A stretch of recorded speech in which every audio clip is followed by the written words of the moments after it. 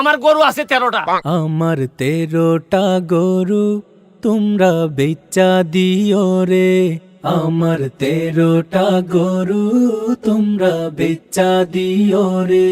আমি কিতার মধ্যে আমি টেকা ডালতাছি। কিতার মাঝে ডাললাম আমি, কিতার মাঝে ডাললাম আমি, কিতা পাইলাম রে। আমার 13টা গরু তোমরা বেচা দিও রে।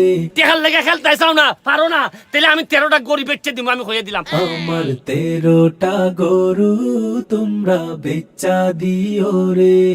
কিন্তু এরা তো জানে না, এরা না আবেগ প্রবণ কইরা কোথায় দেশটারে নিয়ে যাচ্ছে। কালকে যদি শেখ হাসিনা যদি না থাকে, পরশুদিন কি আপনি তারেক জিয়ার আইন দিবেন? আপনি কি কারে দিবেন? এই যে 14 জন আর 100 জন সমন্বয়ক আছে, তারা এসে ক্ষমতা নিক, তারা তো ক্ষমতা নিতে পারবে না। তারা কার কাছে নিয়ে ক্ষমতা দিবে, এইটাই তো আমি বুঝতে পারি না। 4 তারিখে হইসলাম আমি, ছাত্ররা বুঝতাছে না। জননেত্রী শেখ হাসিনারে তোমরা ক্ষমতা থেকে নামাইতে চাও, এতে বোঝা গেল তোমাদের মনের মধ্যে তোমরা সততা নাই, তোমাদের সাথে আর আমরা থাকতে পারি না।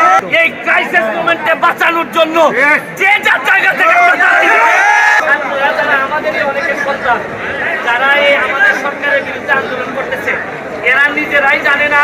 4 তারিখে হইসলাম আমি, ছাত্ররা বুঝতাছে না। হাসিনারে জীবন দিয়া, শেষ বিন্দু পর্যন্ত আমি বঙ্গবন্ধু কন্যা জননেত্রী শেখ হাসিনার সাথে আছি। হাসিনারে জীবন দিয়া রাখতে চাইছিলাম রে। আমার 13টা গরু তোমরা বেচা দিও রে। আমার গরু আছে 13টা। আমার 13টা গরু তোমরা বেচা দিও রে। প্রধানমন্ত্রীরা আপনারা এই রিজাইন করাবেন, সরকার পতন করাবেন, পতন করায় আপনাদের আন্দোলন তো এখন পুরাটাই হচ্ছে গিয়ে জামাত শিবির আর বিএনপির দখলে চলে গেছে। তেলবাজিতে ছিলাম আমি, ব্যারিস্টার সুমন। তেলবাজিতে ছিলাম আমি, ব্যারিস্টার সুমন।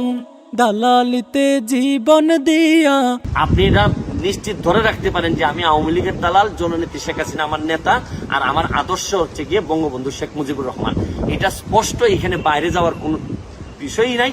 আমাকে যারা এটা মনে করেন গালাগালি দ্বারা কিচ্ছুই নাই, কারণ আমি এইটাই, আমি আওয়ামী লীগের দালালি। দালালিতে জীবন দিয়া এখন কারাগারে।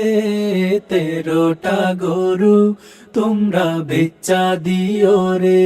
তাহলে আমি 13টা গরু বেচে দিব, আমি হয়ে দিলাম। আমার 13টা গরু তোমরা বেচা দিও রে। কিতার মাঝে ডাললাম আমি, কিতার মাঝে ডাললাম আমি, কিতা পাইলাম রে। আমার 13টা গরু তোমরা বেচা দিও রে। আমার 13টা গরু তোমরা বেচা দিও রে।